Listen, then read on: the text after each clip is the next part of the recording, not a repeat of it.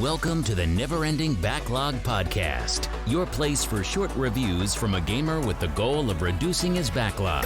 From adventures to sandboxes, join our host as we walk through a collection of unplayed treasures. Now, let's take a look at the featured game of this episode of the Never-Ending Backlog.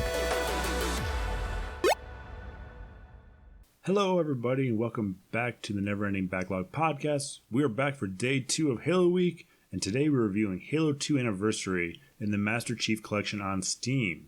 So for Halo 2, I honestly don't remember playing it much. I know I owned it, and I know I remember certain parts of it. However, it just didn't have the impact on me that Halo or Halo 3 did.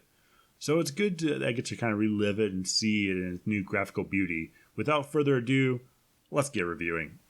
What is it? According to Steam, Halo 2 Anniversary comes to PC as the next installment in the Halo Master Chief Collection. Now optimized for PC, experience the impeccably remastered edition of the original Halo 2 game. Following the destruction of Halo, humankind experiences a short-lived victory. Eager for revenge, the Covenant launches a surprise attack on Earth, but they find themselves ill-prepared to defeat the UNSC's home fleet and are forced to flee into slipspace.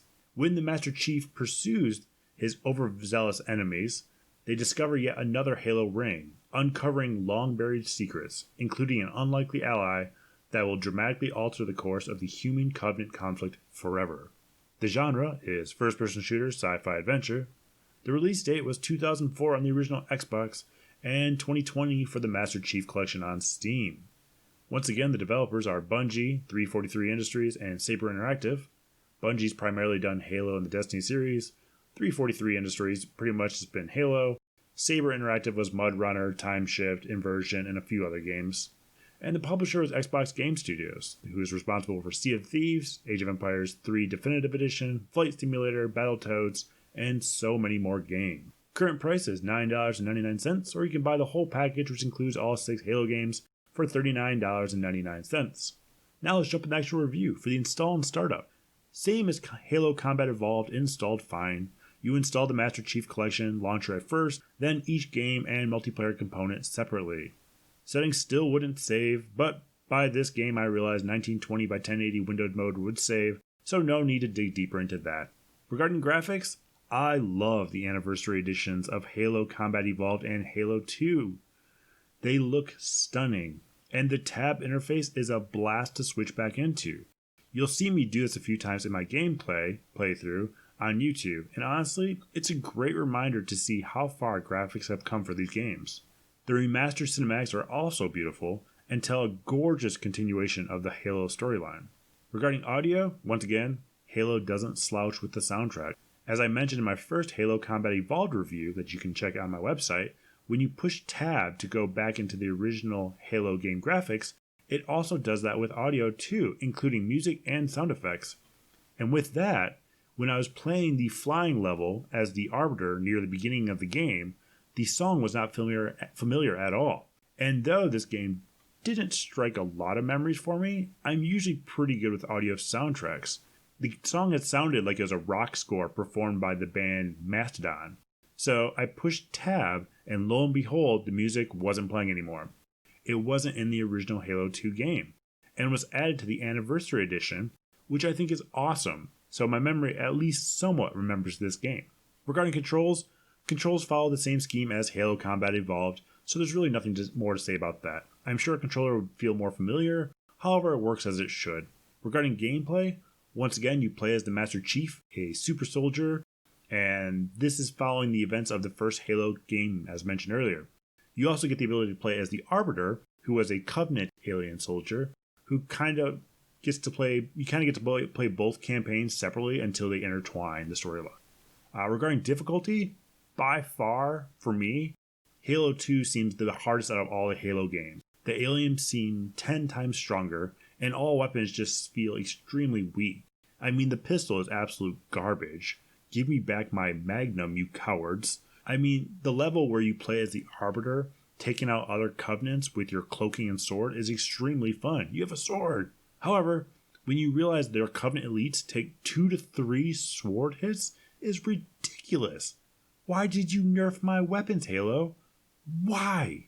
Anyways, regarding achievements, this game just throws out achievements. I felt through most of the Halo Combat Evolved, it's hard to gauge exactly how many, since you unlock achievements for the Master Chief Collection that applies to all 6 games. So they're not really specific games around it. However, there are 700 achievements for 6 games, and I have already played each of them for about 1 hour total, besides Reach, which has probably around 16 hours.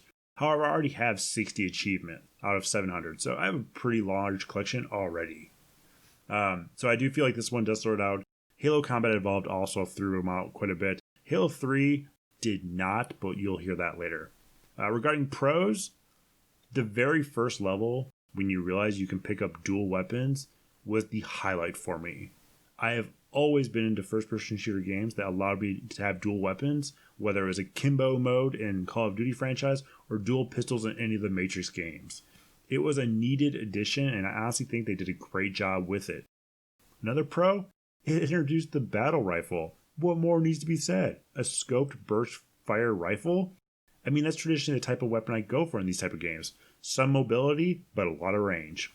They also added power brakes to the Warthog, so drifting was possible, and that was an awesome feature. They also added a horn, which I had thought the original Halo Combat Evolved had also, but I can't seem to find the button for, so maybe it's just my mind mixing up the games.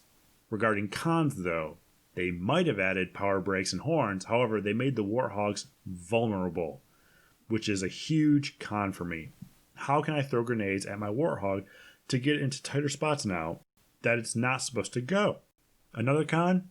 No Magnum pistol, and all the weapons seem weaker, except for the battle rifle, which I am okay with that part. But then again, it was new for the Halo franchise in Halo 2, so maybe it's actually weaker than the Halo 3 battle rifle. Not quite sure. Another con, I'm not a fan of playing as the Arbiter. The weapons don't seem as good, and it seems they force more of a covert-like approach in the beginning, and it just drags from time to time. Plus, I never liked the Covenant weapons much, so I'm a human marine kind of guy. Regarding interesting stories, after looking at the review date for this game and when it was kind of posted, I realized why this game didn't strike many memories for me. Halo 2 unfortunately came out the month after my mom had passed away. Like I mentioned, I remember owning it and playing it, however, I was mostly alone for the rest of 2004 and early 2005, since I really wasn't interested in seeing anyone. You know, it's an understandably dark period of my life. The reason Halo 1 and Halo 3 made such a big impact is I spent most of it in co-op with my friends or doing stuff with my friends. That year just wasn't really for me, unfortunately. Regarding some tips for this game, let's get back into a higher note here. When in remastered mode, be sure to look at posters in Mobasa. There are some funny ones, such as the band poster, Fluke of the Narwhal, Fist of the Unicorn cover band. It's just a fun detail they added that if you push tab to go back to the old version mode, it'll go away. There are movie clips you can unlock by interacting with items throughout the Halo series, so those are fun Easter eggs. They show more backstories and are somewhat like archive videos that also give you kind of achievements as well. And another tip is Halo 2 introduced the ability for the AI to actually drive the vehicles and allow you to ride as a passenger or a gunner, which was a super nice addition.